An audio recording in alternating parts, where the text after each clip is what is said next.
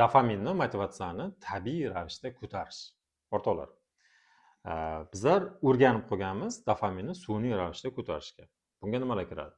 Telefonni, ijtimoiy tarmoqlarni tinmasdan soatlab titiklab o'tiramiz. Shu lentani o'tkazaveramiz, qaniydi bir kayfiyatimizni ko'taradigan videoroliklarni ko'rsak, qanchadir vaqt o'zimizni yaxshi his qilamiz, lekin shuni izini quvib ketaveramiz.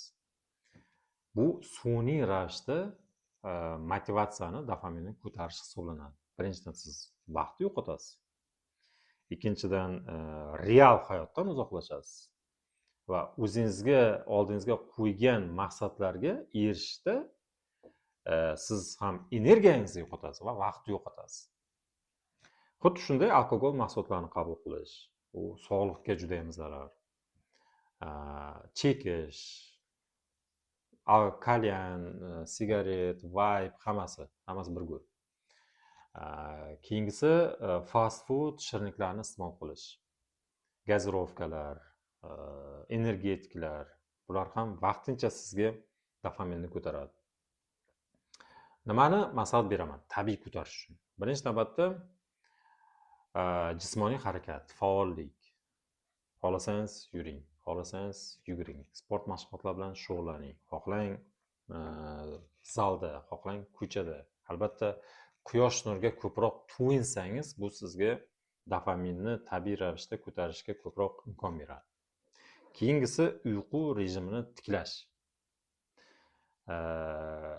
Bosh, miya, organizm tiklanish kerak. Восстановление bo'lish kerak. Agar siz uyqu rejimini tiklamasangiz, sizda xohlaysizmi yo'qmi, depressiya yuzaga keladi. Siz juda ham asabiy bo'lasiz. Motivatsiyani qayerdan olishni bilmaysiz, keyin yana o'sha zararli odatlarni qo'llashni boshlaysiz. Keyingisi bu ertalab yoki kontrast dushni qabul qilish yoki sovuq suvda cho'milish. Bu juda ham foydali. Keyingisi to'g'ri ovqatlanish. Oqsilga boy ovqat mahsulotlarini qabul qilsangiz, sizda ham organizmga foyda, ham dopamin ham ko'tariladi.